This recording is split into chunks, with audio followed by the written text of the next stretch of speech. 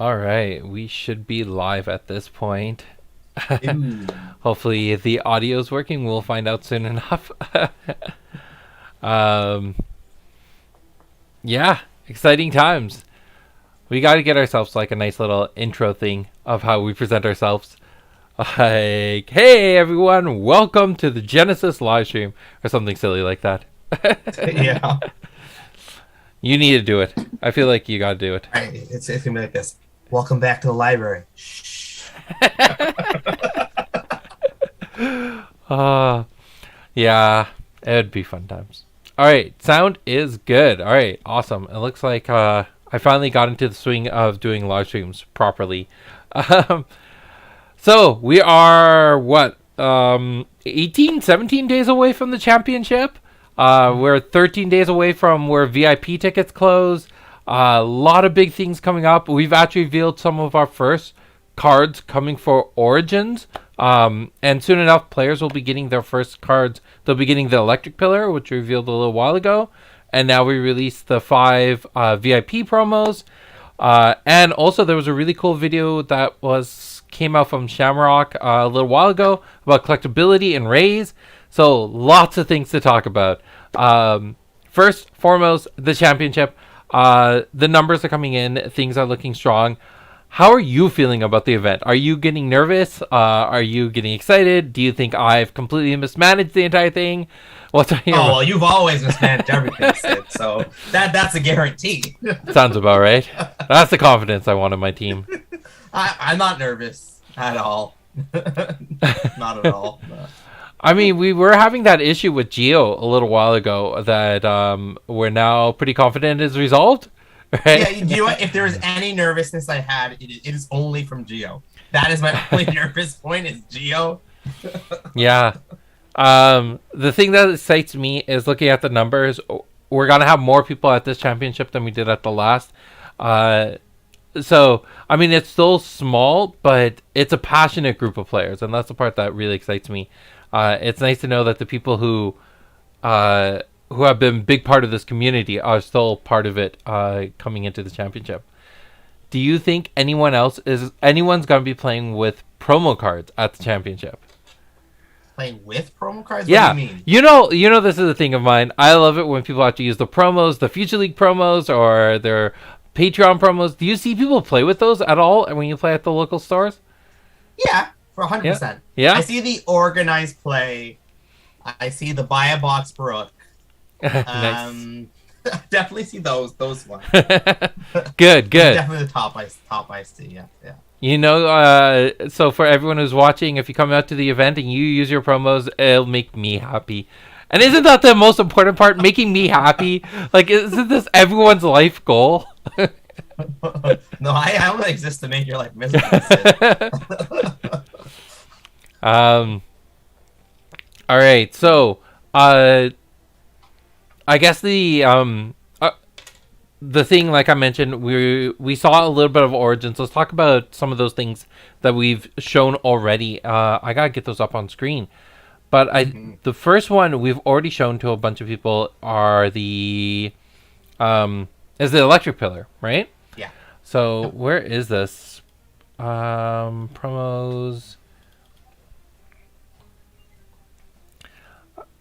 Really should While have you look for found that, it. Yeah. I will answer the questions in the chat. So Nick asked us originally, "What we doing today?" And I said everything and nothing. What do you want today, Nick? And he asked how to beat Nubia, which is ironic because he's been playing Nubia, and he's been losing to one of our newest players who just top decks 4 meteorites. And that's all you need to beat Nubia. Just top deck 4 meteorites. Simple. Yeah. I'm kind of at a loss where I put the Electric Pillar artwork, and isn't that just terrible? Like, normally my folders are super organized and I'm able to find these things really quickly, but for some reason I can't find the Electric Pillar. Oh, there it is. Perfect. It's because I had to put Have it in J2. Yeah, I had to put it into a separate folder because it's part of the Origin stuff. So we put all the all the promos and all those images I have available for anyone who's an influencer. I didn't want them to have access to some of the Origin stuff just yet. So, having the electric pillar up on screen, let me see. I guess I can't put the chat alongside with that. I will figure that out. But now there's no Phage cards, no Phage champion that can play this yet. But people are getting access to it. So, how are your feelings around the electric pillar compared to the other ones? It's my favorite pillar. Yeah? Yes. What exactly? What's your combo? What's your strategy with it? I just love how Chain Lightning works with it. So normally Chain Lightning has a lot of risks. One, you need to have multiple targets, otherwise you're going to hurt yourself. But if you play Electric Pillar, your first target can be your opponent, the second target can be the pillar, and the third target back to the opponent.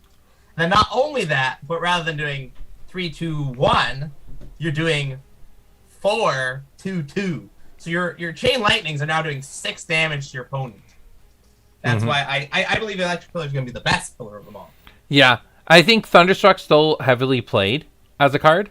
Like it's not. How do I put this? Like I see a lot of people play with it at first. A lot of them in the deck. It's still a really cool, solid card that does a decent amount of damage at Swift Speed. Having the Electric Pillar is definitely gonna benefit off of that. Chain Lightning, and then are there many solid electric summons? I'm trying to think of. There's the Brook Naga. Isn't that the electric damage? Zamber Dragon. Zamber Dragon. Yes. Yes. Yeah. I love Zamber Dragon. I'm still trying to find a deck that features it. And I know you and JC both said that it wouldn't work with Fong, but I still think it works with Fong. I want to make that happen. There'll come the day.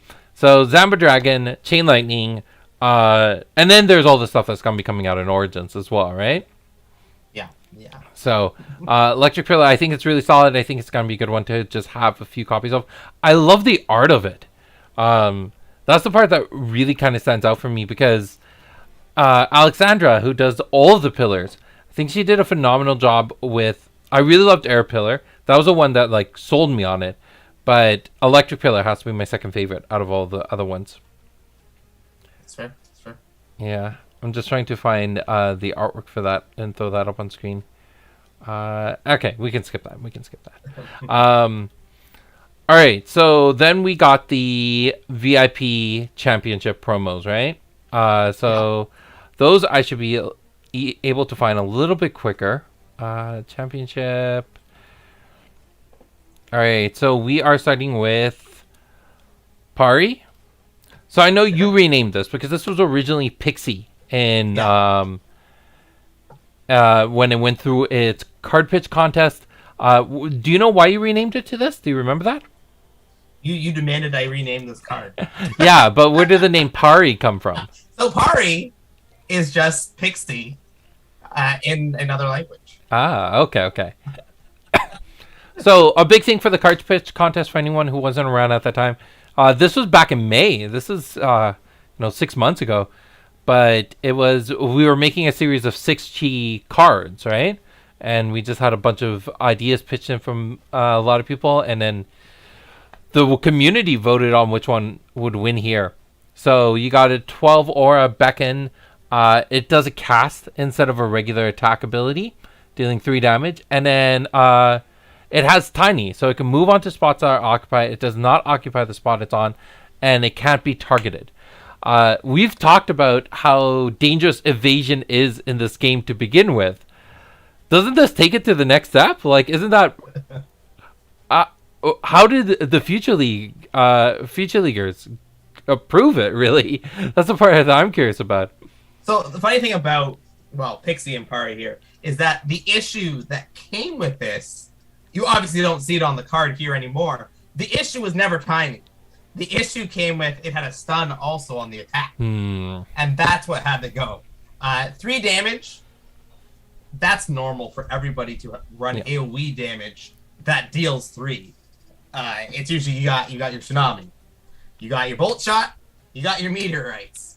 Yeah, and Landslide. And Landslide too. I was gonna say that's more like some decks run it, but not every deck. But that's still three of the 4 colors. You're in 2 colors. You should have access to those cards. Even in Bellum, you got So yeah, you said bolt shot, landslide, tsunami, meteorite, demon rage. I know demon's rage doesn't get played a lot, but it's definitely a solid option there. There's a bit more. They're all speculating what language it is in the chat. It's a bit more than that. So I'll be honest. There's more to the story. I haven't gone full in depth. We got more episodes to go, guys. I can't throw all the spoilers on there. I'll go. The reason why we didn't like Pixie was it was Celtic lore. Yes. At the end of the day. So what I was actually looking for was was there any pixies within the mythological lores that we used, and then I found one which essentially was Pixie. It was named as a Pixie, but was also a djinn. Yeah. So that's where you're actually getting. So yeah, I'm just you guys can keep looking though. I'm not gonna give you the answer. All right, so we're not gonna go too much in depth on all of them, but mainly I want to talk about them, say our initial piece, because I'm also doing spotlights on the next 5 days. So you'll go and see these cards a lot for the next little while. But then we got Zenith Pulse. This one was pitched by Colette, and it was 3 health trap. So is this a failure on my part? Is this supposed to be action speed? The trap part? Uh-oh. Uh-oh. It got proofread by everyone, and it still came out typo. So maybe this card should be action speed going forward. So what does it do? At the end of the round... Actually, do you know what? I think this is action speed. Yeah. Champions summon Jason to Zenith Pulse are placed onto it. And then Zenith Pulse deals 2 air damage to everything on the same spot as it, including itself. So I know this one had a lot of back and forth in testing. That was intense. Yeah. I could see why. Whenever our alterations get to the 6 cheese slot, we have troubles with them. Yeah. I actually do think it's supposed to be action speed. Actually, you could probably look that up in the database quickly, or I could do that. But all right, I'll do it. I'm super curious because then we have a bunch of these typo ones that are going into print. So, oh yeah, Jeffrey's asking these will not be legal until Origin releases. Yeah, you guys won't have access to them till after you've entered the event. Yeah, so you will have to have given your deck list beforehand. Yeah, you won't even have them at the point you're submitting your deck list. So that's not happening. On top of that, what about like local events? I guess if your event organizer allows for it, but I wouldn't recommend it. I wouldn't. And then you just have one copy of it, right? So, so the idea here is you got this crystalline place that is pulling things onto it and then dealing a bunch of damage once things are on top of it. I can see a lot of play with this. I really like the fact that it's a trap. I love the fact that just the way it synergizes with board state is really cool. But I remember playing against it. It was really intense. So is this something you think that we'll see meta as staple play in the future? I do know people like it a lot. And I am sad to say it's supposed to be a Swift. It's supposed to be a Swift. It's supposed to be a Swift. That's okay. All right. We'll get those fixed. Then whoever gets it at the championship, just know that yours is a typo. I mean, Sure, makes it more rare. Yeah. We're never going to print it like that ever again. And then when we had the last championship, the champions that we even had, there was a small typos on them to begin with. And then even that Erica had, it cost 12 aura to back in the Baihu instead of 9. So that was pricey Baihu. Yeah, there are definitely big changes that happened at that point. All right, next one. I love the artwork to this. Paner O Dawn. We have a lot of cards that are difficult to pronounce. I was there doing my vlog this morning, and I had to pronounce it a few times before doing the recording. This will seem very similar or familiar to a lot of people. This is supposed to be Chasmodon, but before it got turned into its zombie ghoul state, right? Yep. So it's more alive. You got the Beckon range water attack 2, which is cool, having the elemental damage on it this time. Because I don't think there were a lot of really solid water-based summons in the game. No, yeah, there's a real lack of water. Yeah. And then you got the trigger, if a summon is dealt damage by it, then exert them. So 4 health, 60 forward. What are your sentiments around this? Have you played with it, against it? I've played with it, against it. Personally, I think it's meh. At the end of the day, it's a value summon. Yeah. I'm not a value person. That's true. You're not very valuable. Exactly. I would rather pay a big fancy thing than a small wimpy thing. Yeah. I see this as definitely something I would enjoy playing with. The thing that makes it difficult is the fact that it does have 4 health, and 4 health is it's on the upper cusp of difficult to kill, but I mean of the stable summons, but it's still like it's within there. You have meteorites, you do have demon's rage, you have things that hit for 4 pretty commonly. So not upper cusp, like it's at the bare minimum for a stable summon. So if there's any way to heal it, then it'll do really well. Steven asks, Planeradon is a cool artwork. Will it get a full artwork epic? We'll just have to wait and see in Origins. That, as far as we know, up to this point, those have only been for rares. Yeah. Will this be a rare? Who knows? Well, you know. I know. I just said I don't think it's that great. So. No, I think that this will have a really fun home in limited, a really fun home in casual, but I think there needs to be something that pushes it to give you that space in the competitive. But that being said, I still think it has a great home in casual and especially multiplayer. I think it's going to be really, really annoying and really beloved in multiplayer. I love creatures like this in multiplayer, like especially the fact that it doesn't do a lot of damage. It doesn't make it look threatening. Pardon? So your opponent, it's because it doesn't do a lot of damage. Yeah. Your opponents might not go out of their way to focus it down. Yeah, and there's also the fact behind it that when it deals the damage, it's not gonna kill the thing that it's hitting, so it has an opportunity to be a nuisance for a long period of time. It can shut down an angel for a little while, or anything else really large like Baruch, right? Give you some time to figure out a strategy. All right, the next one on the list is the Pestilent Michael 4. Yeah. 5 health. Pestilent Michael 4. This one I know saw a lot of play. So you got the Beckon electric attack 3. It decays things. Whenever it deals damage, they gain decay. And then whenever something with decay is killed, you bring out another summon that's actually not being printed just yet.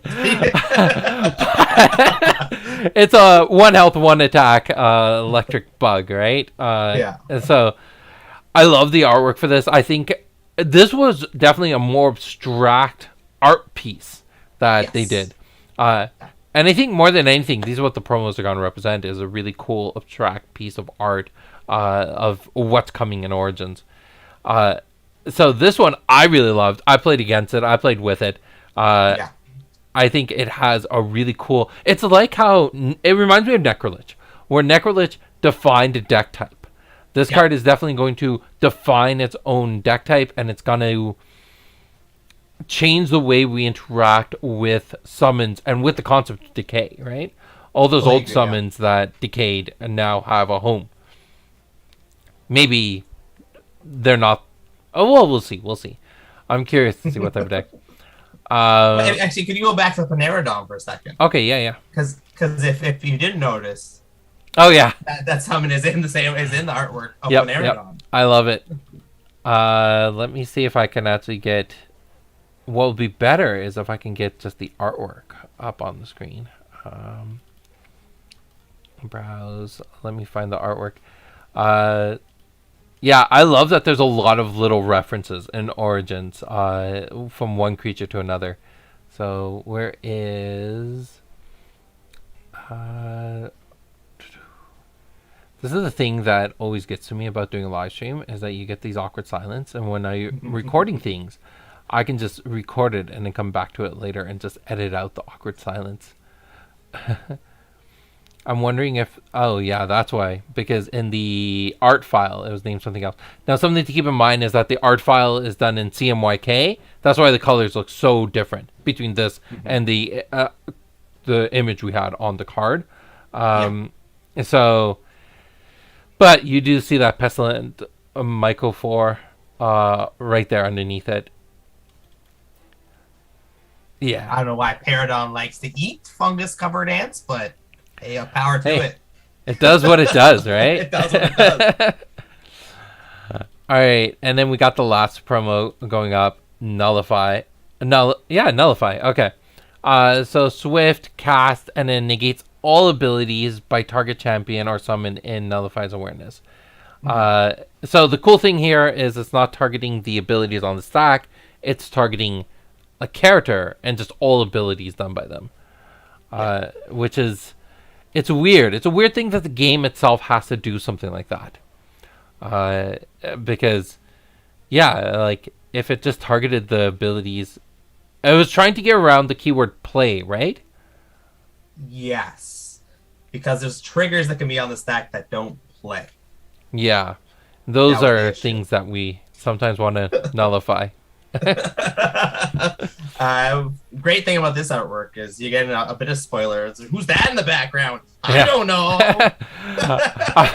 I was going to mention that. I love the fact that you get that. Like, you get to see a little bit of a new champion, but it's not so much so that, like, we spoiled a lot. We've given things away. I mean, it's there. It's just there. I love the artwork, though. It looks so nice. To Shrock, just how Genesis works, unfortunately, if you do kill the summon, the decay trigger is off of the damage. So if you kill the summon, they will never gain decay, so you won't get the Viduta off of the... Yeah. There are definitely little things in Genesis that act differently than other games. You can blame me for that. It is what it is. It's definitely Sid's fault. So how it's commonly actually played is, it looks like you want to give the enemy summons decay.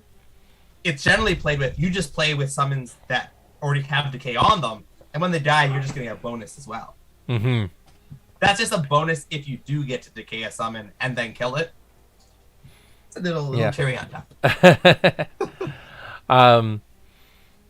How are those decks played? Like, are you actually going after your... It's not like the... It's not a case where you're trying to give your own summons decay. If your own summon has decay, then you're getting a benefit out of it.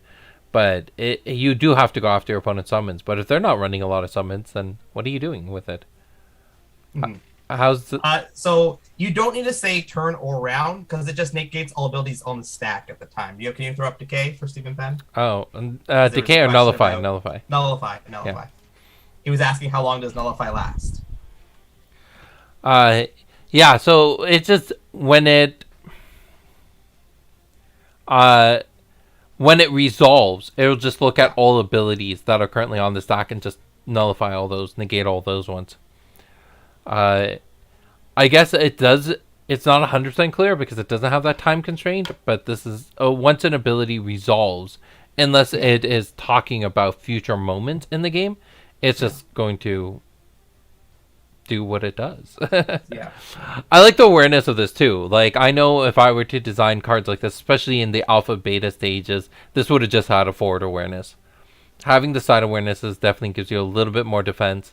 The big worry I have, and I know we've talked about this quite a bit, is that I find there's too many cards that are gaining this extended awareness, and it makes gameplay feel a little soft, in my opinion. I don't know how other people feel about it, but for me, it's the more things that have the side awarenesses, the less relevant it is to actually attack from the side. And one thing people really loved about alpha and beta was that attacking from the side mattered. There wasn't any rule that gave you a benefit to attack from the side. The game itself, just inherently, it was better for you to attack from the side. Except for Sideswipe. That ruined a lot of my plans. Yeah. So those are the VIP promos, and then we got the Epiphany, we got the Guardian Balance. There's going to be a lot of cool stuff coming out there. I was also looking at the uncut sheet. I had to take an image of it for someone, and it is one of the foil sheets, just without the foiling. I don't know if you realize that, because we grabbed a bunch of those uncut sheets that we were planning to give away for the championship. I guess they were trying to test the colors before they ran it on the foil sheets, because they have much fewer of the foil sheets than they do of the regular ones. So they tested the color on a blank sheet, and those are the ones we grabbed. So it's a random sheet that has a mix of commons, uncommons, rares on it. So I was like, that's kind of neat, because that makes it much more unique, right? In a way. Do we need to talk about the missing 6th VIP card? Yeah, I mentioned it earlier in my vlog, but let's dig into that a little bit more. So the last one was Shahan's won that one. What was it called? Prize Unicorn. Yeah, something unicorn. Mesmerizing Unicorn? Mesmerizing Unicorn, yeah. So short answer is you stopped playing Genesis and you started playing Mesmerizing Unicorn, the game. Yeah, it's the short answer of it. It did warp the game a lot. Yeah, it was too much. It was too much. And if you were already in top deck mode, it was just like the biggest slog of a game ever. So recap. What does it actually do? What did it actually do? So you could only play abilities that targeted Unicorn. Okay. So if I wanted to play left hook, I could only play it if I was targeting the Unicorn. Even so, if I wasn't facing the Unicorn, I just couldn't play left hook anymore, right? I'm trying to remember. It's been a while since I've looked at that Unicorn. I'm pretty sure that was the basic one. Yeah. But so right off the bat, we knew the issue that it was like it stopped you summoning summons. But that one we knew was never the intentions. So there was a fix for that. It was just like you can excluding summons, excluding beckons. We knew that was never the intentions.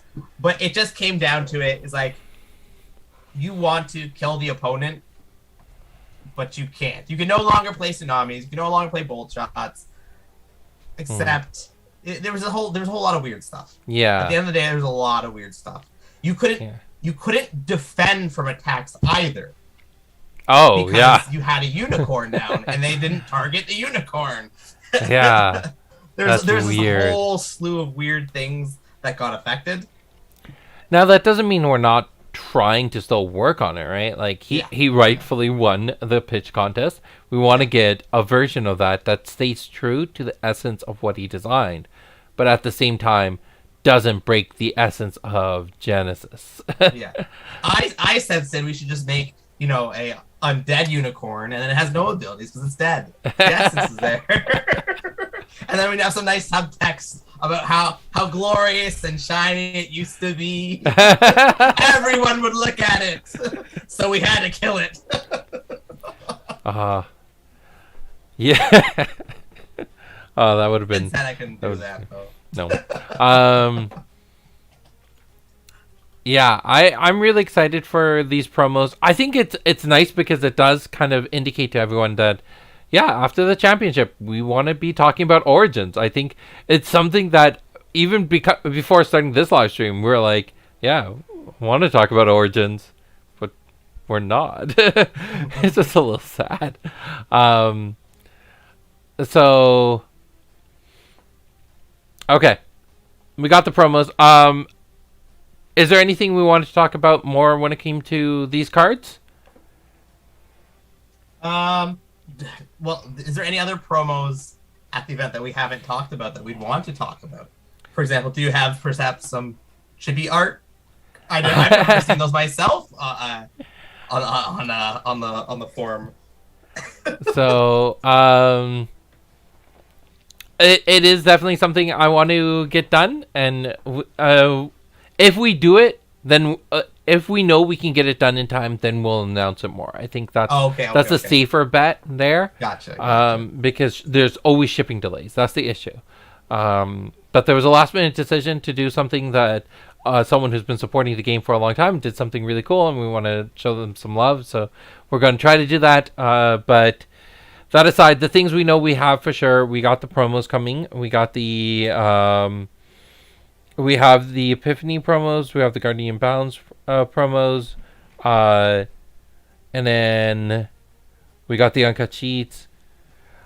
We got the Alpha Booster Box coming in, which is crazy. But a lot of the stuff's coming our way. I think right now the biggest thing that we have left, one is getting the streamers and getting people who can help do the live stream of the day of. And that's crazy because it's going to be like a 13-hour event from 9 a.m. No, it's going from 9 a.m. till 11 p.m. if we have closing ceremonies and everything there, right? Yeah. So that's a long event to have live streamed the entire time. So we got that going. There's the decor, which we still need to get everything together for that. And yeah, I think besides that, the rest of the event is coming together. It'll be fun. Dragon World is going to be vending there, right?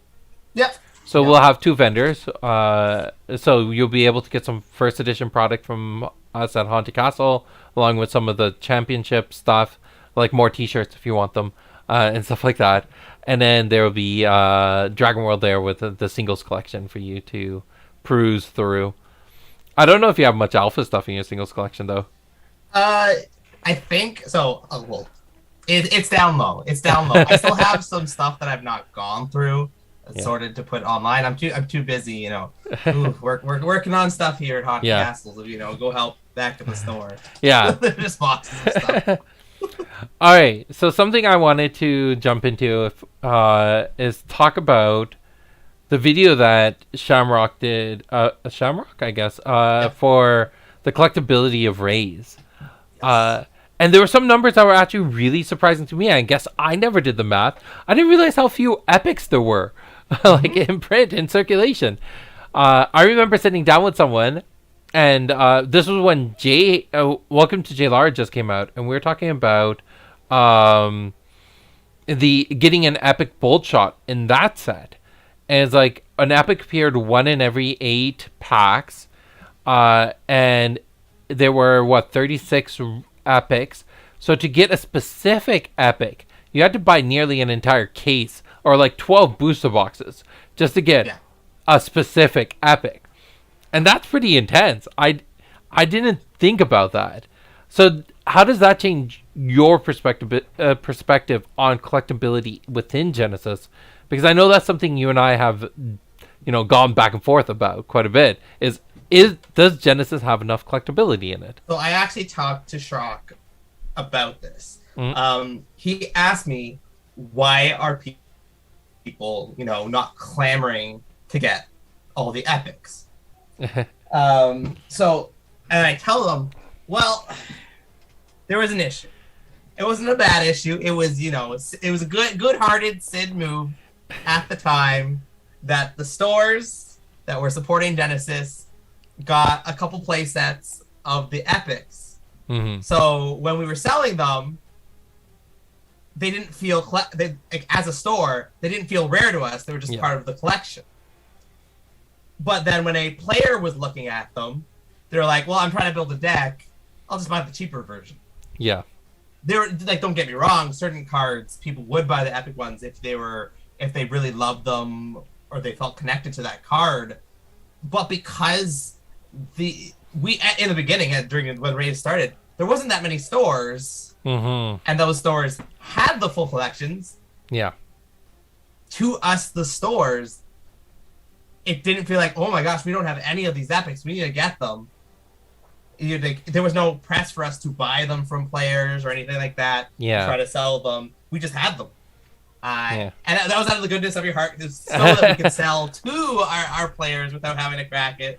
Yeah. But now you've learned your lesson. You didn't give anybody anything with J2. I didn't. I really didn't. And we did it knowing. Well, I did it knowing that there was having the singles out there was more important at that time than trying to drive an insane level of collectability, right? Getting people comfortable with just getting things in. Because remember, this is still pre-Flesh and Blood. This was pre-COVID, right? This is before people were comfortable with a new card game being on the market.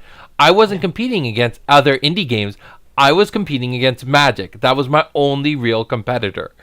So I had to do gimmicky things to get stores to be comfortable just to take the game on. And there were... It makes sense. Yeah. It makes sense 100%. Yeah. Like, new stores, you're like, hey, I want you to try playing this game. New stores are going to take on your game, but how far are they going to go? Yeah. Are they going to start cracking boxes? No, they're not. Yeah. They don't have faith in you yet. They don't believe it. They haven't grown to that level. Yeah. So you give that little extra, and it would help bring them in.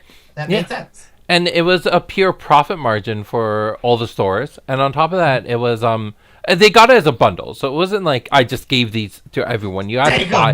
Yeah, he was throwing Ray's epics everywhere in the streets as he walked around. They just flew out of his pockets. And Ray's in particular, you had to buy the larger bundle to get the epics on it. And even then, I didn't restock anyone with additional ones. So the idea was a lot. It would help the stores take on the risk of carrying the game, because a lot of those stores, like for example, Atlas Collectible, they sold 2 Raise boxes between the set coming out and us going to distribution. They only sold 2 boxes. Then the product was picked up and people realized how small the print run was, and they sold everything. Like within 2 weeks, everything was gone. But before that, I had to go in there and I regularly just apologize. I'm like, I'm so sorry, it's not selling. And they're like, we're in the middle of a pandemic. It's okay. But still, I felt bad, right? Any idea how many boxes were shipped to each store from Beta, J, and Rays? Which countries? I'm pretty sure it's only Canada, right? Did you have any stores outside of Canada? Pre-distribution, we had... Dragon's Den in Ohio, Rochester CCG, Tucson Games and Gadgets, which had 2 locations, and we had we were about to close a deal with Final Round in South Carolina, I think, and then we got distribution and the product went. There is Beta, J, and Ray's product in Canada, US, and the EU. Yeah, all I know when it comes to the earlier sets, I personally just held on to 1 box of each, not 1 case, just 1 sealed booster box of each, and that's it. The rest of it went to distribution. The rest of it sold. Now, how many stores would you say we had that were buying the package that came with all the singles? Oh, that came with the singles. There was for Rays. Yeah, let's go with Ray. We'll start with Rays. Heads or Tails. Right. Atlas Collectibles, BD Cosmos, Dragon World, Dragon Den, I think. No, they hadn't signed up yet. They got a bundle a little bit later. I think there were a few others. Oh, Black Knight in Hamilton. Okay. So there were 5 stores that got the bundle, but Black Knight at the time wasn't interested in carrying singles. I think their plan is to carry singles soon for Genesis, if they haven't already. But, there wasn't that many stores. And then, like I mentioned, Rochester, CCG, or Dragon's Den in Ohio, or Tucson Games and Gadgets, they came on later, where we still offered them singles from the older sets even. So they had those come in, but, yeah, it was very, very few stores. Yeah, so not only is there a small print run, but the quality and conditions vary a lot. That's true. It didn't matter as much to me then about getting the quality of the cards perfect, because first and foremost, I was trying to sell the game, right? The game of Genesis was the most important part. Getting people to come to the store and play in a booster draft or sealed or the local. That was the most important part for me. So every single night of the week, I was at a different store. Some days I was at 2 different stores doing demos, hosting events. Like you did yours on Sundays, right? So I came down every Sunday, and for the longest time, it was just me, you, and Steven. So it's definitely changed a lot between then and now. There going to be any foil purifying waves at the Oh, speaking of foils, we actually do have the replacement foils happening at the championship. So if you have foils and you want to get them replaced, bring them to like if you want flat ones. You want those near mint flat foils? Yeah. I don't have any. The only ones I have on me are the organized play foils. Those are the only ones I have here. But I don't think they even know that there are organized play foils. I think you just ruined that, Sid. Oh, sorry. No, some people had to have because it's on the uncut sheet. So a lot of people have seen that uncut sheet. Oh, that's true. And it's on there as well.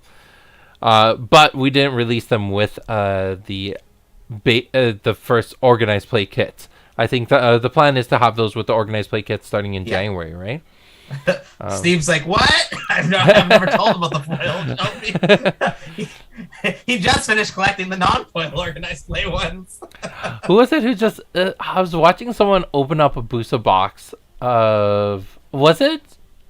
And then at the end, they opened up just a single beta pack, and they got the Tsunami in there. And I love how Tsunami has always been one of the best cards in beta. Even now, it's still like, if you're gonna open up beta packs, you gotta get that Tsunami. Yep. Yeah, I still need to find a time to announce about the anniversary package, because I don't even think that's in our marketing schedule about what's gonna go in the anniversary package. But I'll be doing an anniversary package because those are super fun to do. So I'll note that every anniversary package has always been around my favorite cards in Genesis. So it's gonna be something really cool. The chat's wondering, as soon as the championship's done, are you gonna print a Patreon foil Tsunami right after?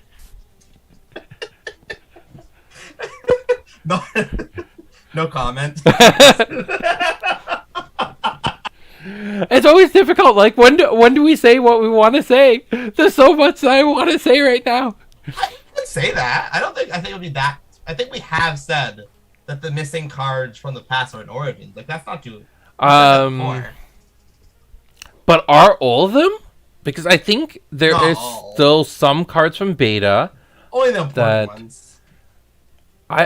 Why is it that it feels like there's some beta card? Because we had to explain why they weren't in J2.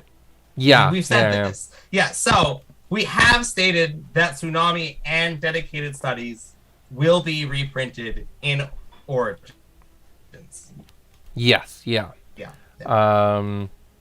So, after the championship, Jeff, you'll be able to get more of them. Let's see. Yeah. The Judge promo. I don't think I have an image of it. But I was gonna show the anniversary promos. But I don't think I have the images for them. Because I just have the files for the printers. I don't have the files for her that would work in here. Let me see. Maybe. No. Yeah. OBS does not like PDF files. It's like, what is this nonsense? There's a chance that I did get this set up somewhere. No, I did not. So I know I was gonna say, like, one of the anniversary promos is Tsunami. So that's gonna be part of the anniversary package.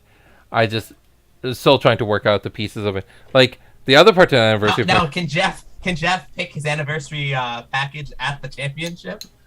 Yeah, that's definitely. Well, you won't have it before you register your deck, though. But he could say he has enough Tsunamis for his deck, and then go around trading Tsunamis for people to get the ones he's missing for the championship. So I was talking to someone about this. That's an interesting question. Oh, what? Jan says, will people also get an organized play pack at the championship? We never thought about that. I don't see why we couldn't do that. Yeah, I don't see why not. Jan, yes, you will. And if we don't, then just remind us, and we'll get them for you. So one thing I do with the anniversary packages is I have these poker chips, and like they're marked with, this is the 3-year one, So every year I have one, and the year thing is just so subtle. Like you can barely even see it on the chip. It just says 1 year, and it's really, really small. So this year's one, I did nice big number 4. You can see that this is the 4-year anniversary. So I was actually terrified that I couldn't find my 1-year chip.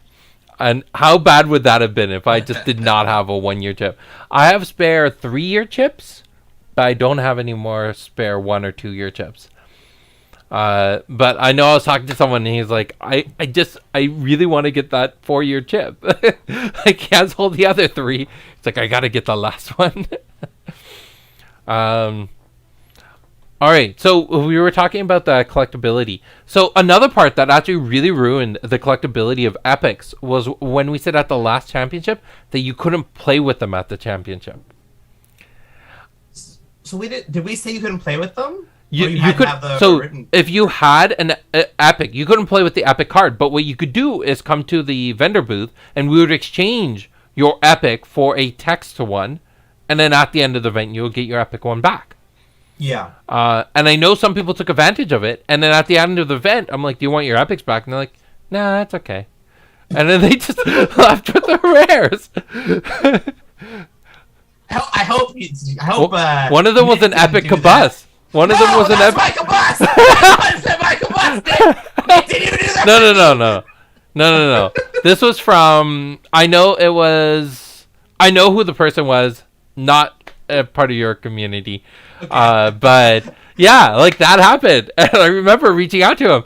And then I saw him a couple of weeks later. I'm like, I have your epic Kabus. Do you want to trade that? He's like, no, it's okay. I'm like, oh, all right. Like it was just weird to me. So, but that definitely, so you had that issue where the Welcome to JLR ones did not have enough text on them to be playable. The Raise ones, I think, had enough text, but still wasn't comfortable enough. Now you get into the J2 ones, which definitely have enough text. Too much text. They're too much text. No one wants to play with them because they look like they're just a regular rare. Like, High Dualis Epic is actually worse than High Dualis Rare because it's less legible because the box is more transparent. So it's just like, this is such a fail. But J2 reprints that Epics. Yes. That's where it's at. Yes, that's definitely gonna be good. J22 is where you guys want to be. J22. There's this one moment in Brooklyn Nine-Nine where Terry's might get transferred, and I don't remember what the name of the new precinct is, but it's something 22, and he's like, I sound like a damn choo-choo train. 22. I love 99. That was such a good show. Yeah, the reprint, and I think moving forward, we're slowly getting to the point where epics are gonna be cool. I really want what epics to be is not a epic. So they should make your pack feel special. Yeah. They should, when you open it up and you get an epic, you're like, not only did I get an extra rare in my pack, but this is a good like showcase piece to have in my deck to show how much I love this card. Yeah. And then on top of it, but the big part of it is it shouldn't be so special that you don't want to play with them. That if they get damaged, it's not the end of the world, right? And that's where I think the good separation between the epics and the foils are. Because the foils, you may not want to play with your foil Kabus, right? You got enough of them. You don't need to play with the foil one. But having that epic Kabus, if you had that one from Welcome to Jay, that's a cool card to throw down because it's just this giant artwork of it. So, yeah. That's why, who would trade in a full art Kabus? That's the easiest card to know what it does. Yeah, it was probably between that and Bolt Shot. Those are the two best epics in Welcome to Jay. But the thing was, even with the full art Bolt Shot, you can get the art promo version of it. I had that just on me recently, where it was the foil, just the artwork. Yeah. And like, that's still a cool thing to show off. Yeah. These were part of the 3-year anniversary bundle, right? Like, I gave these foil, just the art pieces, right?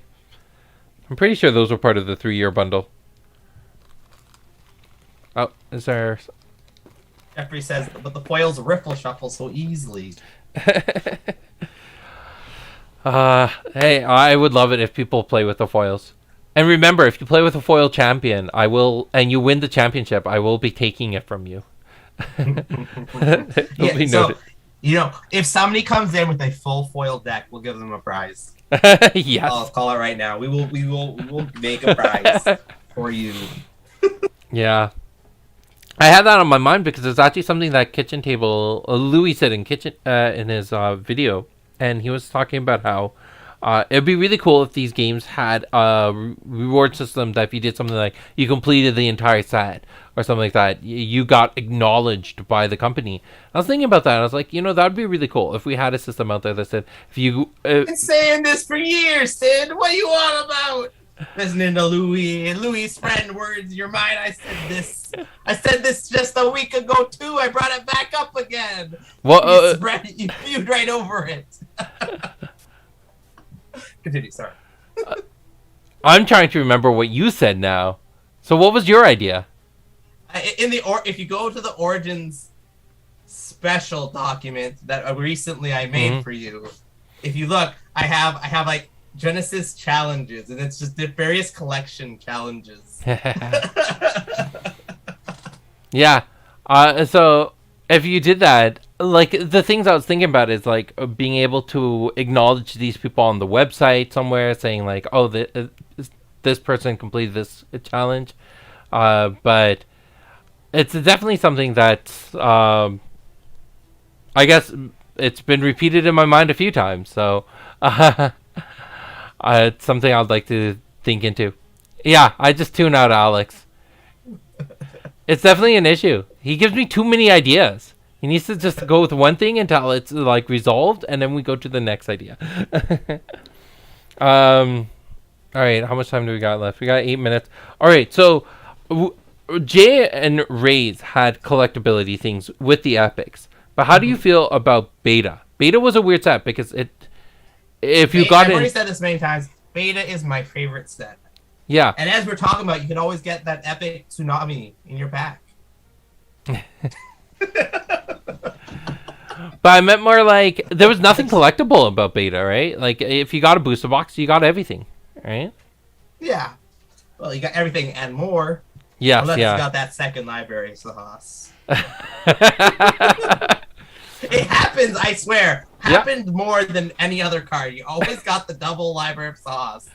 It's because you got those boxes. It was those boxes were sent to you.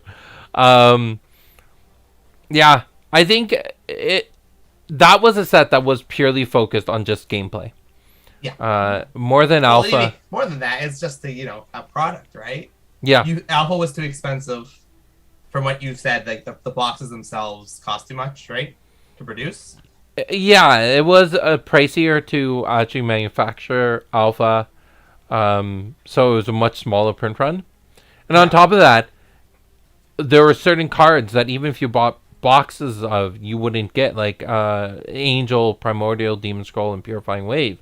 I know somebody who was like, he's within the top 3 largest Alpha collections, and he's like, I never got an Angel. And he bought so many packs from me. So yeah, like that was a thing in Alpha, but in Beta, it wasn't the case. Like everything was pretty accessible. Yeah. Yeah. So I think on the collectability front, Beta was a bit of a fail, but I think as a way to introduce the game, it did some things really nice. At the end of the day, it won't matter that there wasn't a special card in Beta because of just the power that the word Beta has. Alpha and Beta, just because of, and it's really all because of Magic, right? At the end of the day, the term Beta or the term Alpha means a lot because of Magic. Yeah. Like it still has meaning in this industry. I mean, I come from a computer science background. It always has meaning to me. Yeah. Being part of beta testing. Beta for me, I would rather open a box of Beta than any of the other sets any day. That's where I enjoyed it, the most nostalgia for me. And it was funny, like, we charged less for Beta going to distributors and anything like that. Yeah. I was like, Why did we do that? It's funny because beta's now when you compare about it, it's like the most expensive in comparison. Yeah, because beta was I think 10% cheaper than J and Ray's. Because J had epics, and then Ray. So J was a larger set and had epics, and Ray's had epics, and also no, Ray's was cheaper than J. But I think like when it came to distribution and everything, beta was the cheapest set on the market. Like its MSRP was the lowest. Yeah.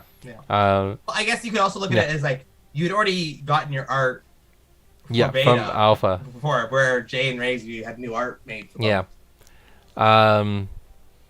Yeah, it was interesting because in alpha, like when the packs hit the market, except for the very, very first set of packs, the 2017 packs, those were sold for $5 each. But all other packs I made for alpha, I sold for $7. And at that time, I was cringing. I was like, so much compared to a magic pack, because at that time, magic packs were like $350, and I was selling the Genesis packs for $7. It was definitely an interesting time. Yeah. All right, we should probably start wrapping things up. Is there any comments that? So just Matt was saying that as the game grows, sentiments will change because opening a pack will be fun, and there's no letdown for missing a chase card within beta. Yeah, especially because it's older. Yeah. I think especially for the people who want to collect the set, getting a booster box is gonna be very valuable because you know you're gonna have the entire set. I've seen like 2 or 3 miss boxes that were a bit of a miss, and didn't have a particular rare, but it did not happen that often. I think out of the 600 boxes or so that out there, I'm gonna guess maybe 5 to 10 of them are probably messed up, but the rest of them were pretty fine. So I think that's kind of nice, especially from a collector's perspective. If you're there to get the binder, like you want to get the beta binder, one of every single card, it's gonna be nice. Matt Truck says, how many boxes do you think are out there still sealed? How many do you have? I have a non-sealed one right here. I have 1 beta box and like 6 more packs on top of that. It was a store. They only had 1 box when I So walked you in. took it? I said I like beta. Well, so this is the thing. When we went to mass production, so Colette ordered most of the boxes, and we ordered a ton of Rays, ton of J, and did not order any beta. And I was so upset as I was going through the problem. Like, why is there no beta? And she's like, oh, I didn't order any beta. I was like, no, that's my favorite one. That's the only one you should have ordered. But then I have a bunch of open ones that I won from back in the day when we were just doing like tournaments and stuff. I don't know if Steve-O's still watching, but he might have a couple of beta boxes sealed. But So I do think I have 2 sealed. Yeah? Boxes. I think it's pretty small, the amount of sealed ones. Yeah, I can't think of anyone else who still has sealed boxes. Yeah, no, not at all. You know, there might be that store. What's the one in Ottawa? Cobalt's Corner, that picked up some product, but then I don't think they ever put it on their shelf or anything. So they just like grabbed some beta boxes and are just sitting on it. And then there's another one in Kitchener called Phoenix Games and Hobbies. I know. So that was interesting. We partnered with that store. And like I was telling you, well, as you mentioned, we used to give away the singles when stores bought into the product. So the store bought in and got a bunch of beta product. And I gave them the collection. It was 4 copies of every single card from beta. 4 or 8. I can't remember at the time. And he would not resell those. He just held on to those singles. And his community got so upset with me. They're like, I can't get the singles anywhere. I'm like, well, we gave them to the store to sell to you. And the store's like, yeah, we're not doing that. So I don't know what's happening with those cards. I never went back there to see. Steve-O says he has 8 boxes of beta. So he has the largest beta sealed collection that I know of. I still probably have the largest beta collection, though. That's a whole other thing. All right, so that's awesome. I think that's everything for today. We can just call it a night. It's dinner time. All right. So no other announcements. Oh yeah. So let your communities know, everyone who's watching, that the VIP tickets are going on sale only until the 15th, and that's because we got to place our order for the food.